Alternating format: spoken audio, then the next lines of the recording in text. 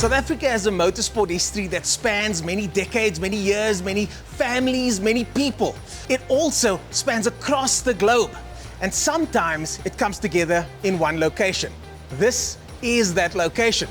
Welcome to Swartkorps Raceway, and welcome to Passion for Speed.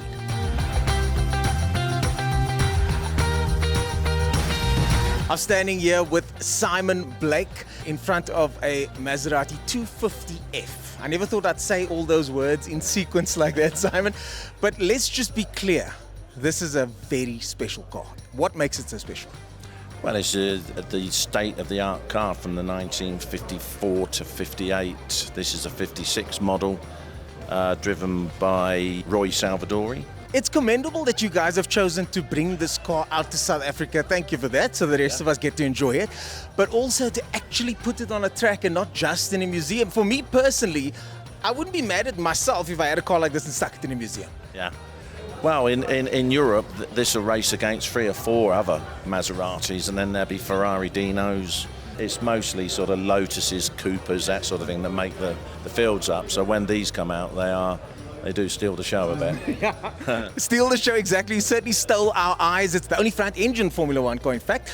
If it wasn't for Formula One, we wouldn't have things like DRS, we wouldn't have things like magnesium used, cast aluminium blocks, all these words that are now commonly seen and heard in the motoring landscape, all thanks to cars like this that have paved the way. Simon, we're thankful that you guys brought this through for all of us to enjoy, and we look forward to seeing it on track.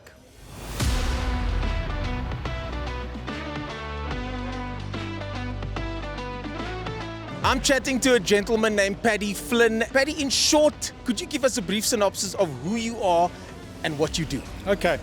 Yeah, I competed back in South Africa in the mostly 1980s, early 90s, primarily in Formula Ford, and to a lesser extent I did a few Group N races. I think it was Group N back in the day, driving an Opel. In 91 I emigrated to the United States, Dallas to be particular, and then decided to get on and start a business, which I did.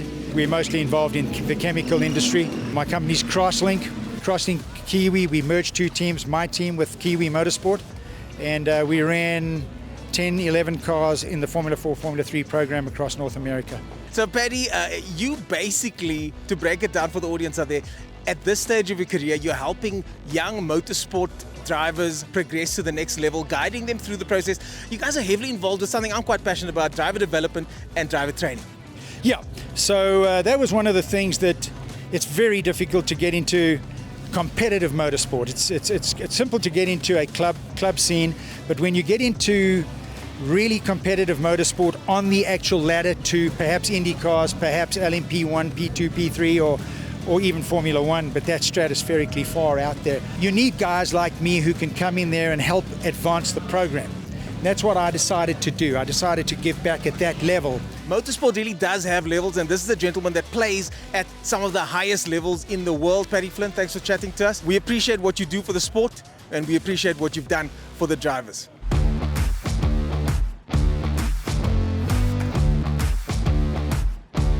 Sat next to me is a very proud, very satisfied Nian Toy from NDT Racing, driving the Marco Reta car, a Cape Town car. I myself am proud about that. But Nian, you look very satisfied. Why? Marco bought the car about a year ago, more or less, and it was a great package for the money, but it was a bit of a diamond in the rough, and he trusted me with the car, and we've put a lot of effort and time into it. We've had some failures for sure. But you yourself have driven many cars, many fast cars. You've had Polo Cup victories under your belt and many other victories. How does this car specifically compare, and what do you like about this car? It's got a lot of brakes. I think people don't, it's very hard to put it into words till you experience it. It's got a Bosch Motorsport ABS system in it. You know, it's stable, it does the same thing every time. That predictability in a car like this, every lap, everything works just like it did the last lap. That goes for a lot. But NDT Racing, the guys that developed and worked on this car, you guys work towards that. Oh, for sure. You always try and put your best foot forward, and when something goes wrong, people replace. They don't improve. You know, you're not looking for the next, how can we build this bracket stronger or improve the cooling? And people have to be real with themselves, make notes, listen to all the things, and you need to look at the data and the stuff, and really, but look at the car. But that's the difference between the championship mentality, isn't it? When you talk to anybody that's won championship like yourself, that is their process. It's the work and it's the preparation that goes into it. I'm sure you and Marco have spent many, many hours prepping this car, talking about prepping the car. The times where you guys are supposed to have a fun conversation, you end up talking about the car. Yeah, so Marco's factory is in Montague Gardens, in Kalani Gardens across the way. Yeah. So he's there lunchtime and he's there after work. Like I say, it looks massively spectacular. It's an old 2002 BMW. Well, in this company here, certainly some of the best company when it comes to BMW racing. The Marco Reta car driven by Neil de Toy, prepared by NDT Racing, certainly has proven itself here today.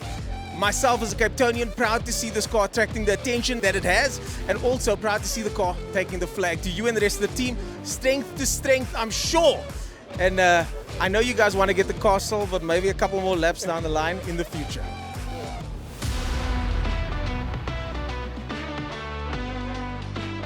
Many of us know Lancia from the days of 037 and the Group B era.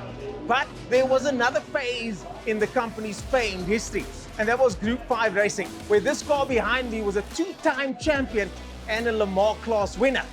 But if you can believe it, this car over here was built right here in South Africa. It's a replica. It's got a Lancia turbocharged engine, and it's been built by some of the best craftsmen all over South Africa.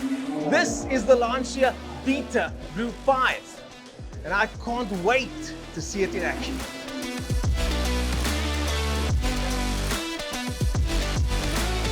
I'm with Peter Bailey from Bailey Cars. Peter, of all the cars that you guys build, and we'll show some of those cars on screen now, why are you racing this one specifically? This is a special one. It's my own, obviously my own, but it's my favorite. It really works well, it goes well, and it's hard to drive, but it's just like they were. They're hardcore, no ABS, no nothing. You pedal and steer, and that's it. That's my favorite car.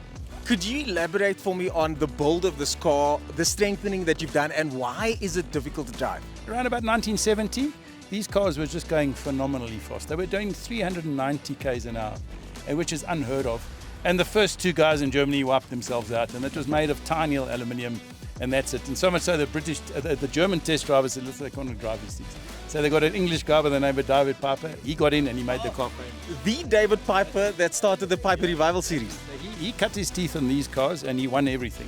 So really famous. They only made 30 original. And so I've tried to recreate them as close as I can. So we're going to leave your eyes to water. Peter Bailey about to head out on track. Certainly one of my favorite cars here today.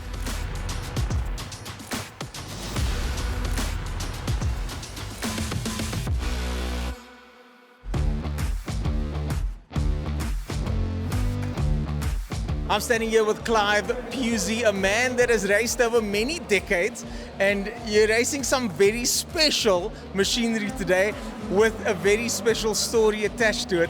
Clive, when was the first time you raced? And today was the last time you raced, but when was the first time? The first time I raced was 1958, and that was in England, and now I'm back in South Africa from Australia, and I'm going to drive my old car that I drove 61 years ago. So you've been racing for a long, long time. And Clive, the angle I want to talk to you about is something that I don't think many people can give insight to. So there were no safety features. I see there's a roll bar and some belts on this one. Yeah, they're now fitted as mandatory for the history cars. Sissies, eh? Yeah, but in my day, we never had any of that gear. Yeah.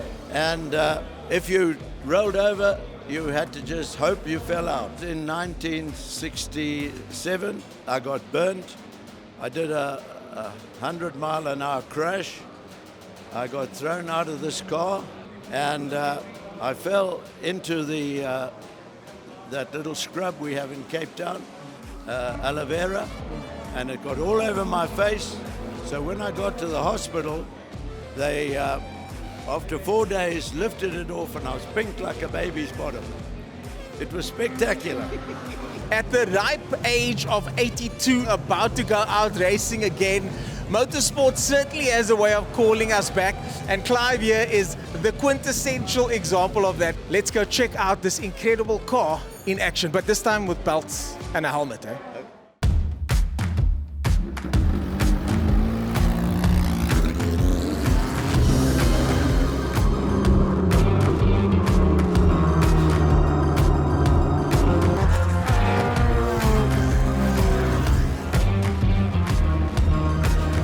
I'm standing here with Eric, the owner of this incredible car. You've now had it for 25 years, Eric.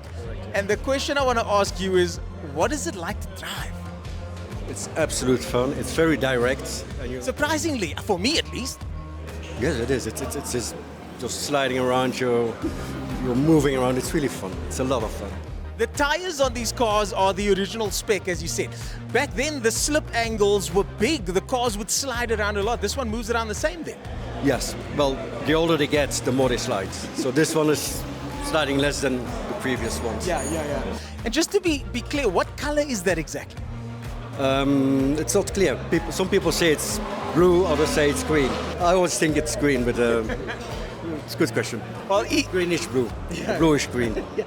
either way, it's a stunning car, and we hope you enjoy the rest of your time with it for many, many years to come. Yeah, thank you.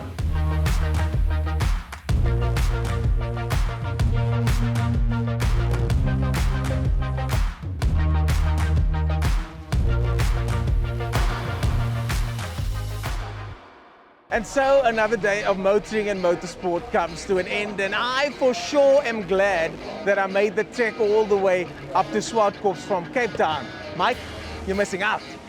From me here at Swartkorps Raceway, this was Passion for Speed, and I would urge all of you, if you're a motorsport fan, to come out one day and check out historic racing at its finest. It's not just historic racing, it's also some of the local BMW boys and national BMW boys. It's an eclectic mix of cars, culture, people, food, and spectacle. Come check it out, Passion for Speed. Next time it's in your town, I know for sure I'll be there.